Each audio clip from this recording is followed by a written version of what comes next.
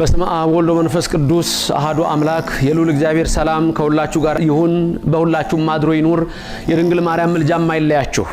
ዛሬ የምናስበው የእኩለ ጾሙን አጋማሽ ወይም የእኩለ ጾሙን ቀን ደብረ ዘይት ነው። ደብረ ዘይት ማለት ምን ማለት ነው? ይህ ሳምንት ደብረ ዘይት ተብሎ ይሰየማል። ደብር ተራራ ነው። ዘይት ደግሞ የዘይት ዛፍ ያለበት ነው።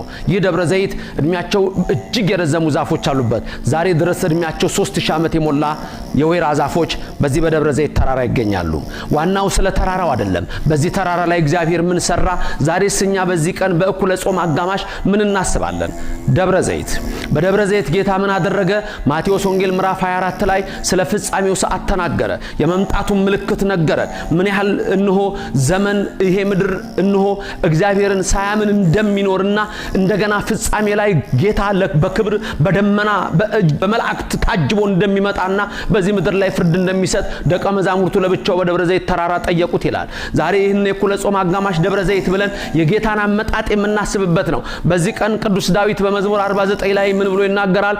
አምላከ አማልክት እግዚአብሔር ነበበ ወጸውአ ለምድር ይላል።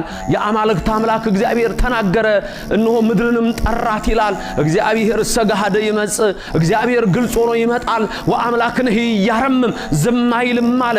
ያኔ እንደመጣ እንደተተፋበት፣ ያኔ መጥቶ እንደተቀለደበት፣ ያኔ መጥቶ እንደተሰቀለ፣ ያኔ መጥቶ ልብሱ እንደገፈፉት፣ ያኔ መጥቶ ተጠማው ቢል ሐሞትና ከርቤ እንደሰጡት፣ ያኔ ሾህ አክሊል እንደደፉበት፣ ያኔ እጆቹን እንደቸነከሩ፣ ያኔ እግሮቹን እንደቸነከሩ፣ ያኔ ጎኑን እንደወጉት፣ አሁን ግን ዝም እንዳለ ያኔ አሁን ግን ዝም አይልም። ዮሐንስ አፈወርቅ እንዲህ አለ። ምን አይነት ትዕግስት ነው! ቀንድ እያለ የማይዋጋ በግ ምን አይነት ትዕግስት ነው! በሸላቾቹ ፊት ዝም የሚል አለ። ነብዩ ኢሳይያስም ተነበየ፣ እንዲህም ብሎ ተናገረ በትንቢቱ ምዕራፍ 53 ላይ ከትውልዱ ማን ያስተዋለው? እንደተቀሰፈ ቆጠርነው፣ እኛ ግን አላወቅነውም። እሱ ግን ስለ ሁላችን መተላለፍ ቆሰለ፣ እኛ ተቀበዝብዘን ነበረ። በሱ መገረፍ በሱ ቁስል እኛ ተፈወስን። ይሄን ግን ከትውልዱ ማን አስተዋለ እያለ ተናገረ።